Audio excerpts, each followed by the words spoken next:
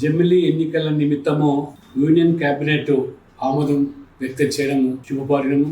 నేను హృదయపూర్వకంగా మోదీ గారికి ప్రత్యేకమైనటువంటి ధన్యవాదాలు, శుభాకాంక్షలు.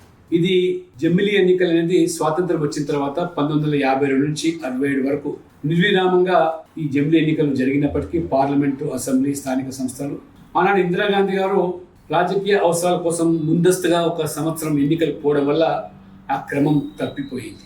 ఆ తర్వాత 356 ఆర్టికల్ విపక్ష ప్రభుత్వాలను రద్దు చేయడము, విచక్షణ రహితంగా ఇష్టానుసారంగా ఎన్నికలు ఎప్పుడు పడితే అప్పుడు ఎన్నికలు జరగడం వల్ల ఇవాళ ప్రభుత్వం యొక్క ఆదాయం నష్టపోవడమే కాకుండా వేల కోట్లు ప్రజలు కట్టిన పన్నులు దుర్వినియోగం కావడమే కాకుండా ఎన్నికల కోడ్ పేరు మీద అభివృద్ధి పనులు, పేదల సంక్షేమ పథకాలు కూడా కుంటుపడిపోతా ఉన్నాయి. పైపెచ్చు లక్షలాది మంది ఈ యొక్క ఎన్నికల ఏర్పాట్లకు కావాల్సినటువంటి యంత్రాంగము, సిబ్బంది కూడా కేవలం ఎన్నికల డ్యూటీలు చేయడం వరకే పరిమితం అయిపోతున్నారు. ప్రజాధనము దుర్వినియోగం జరుగుతున్నది. అన్ని కోణాల నుంచి కూడా మోదీ ప్రభుత్వం ఆలోచన చేసి లా కమిషన్ కూడా 1999లో వారు కూడా ఏకగ్రీవంగా ఈ దేశంలో మరి జమిలీ ఎన్నికలు జరగాలని పార్లమెంటు కమిటీ కూడా 2015లో కూడా సిఫార్సు చేశారు. పూర్వపు రాష్ట్రపతి రామ్నాథ్ కోవింద్ గారి యొక్క నేతృత్వంలో కమిటీ వేస్తే ఆ కమిటీ కూడా సిఫార్సులు చేసింది సానుకూలంగా జమిలీ ఎన్నికలు నిర్వహించాలని చెప్పి.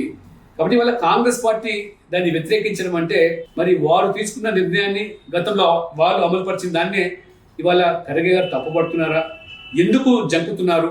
ఖచ్చితంగా అన్ని పార్టీలు ముందుకు వచ్చి సమర్థించి ఈ బిల్లును మరి ఆమోదం చేయాలని చెప్పి కూడా నేను విజ్ఞప్తి చేస్తాను.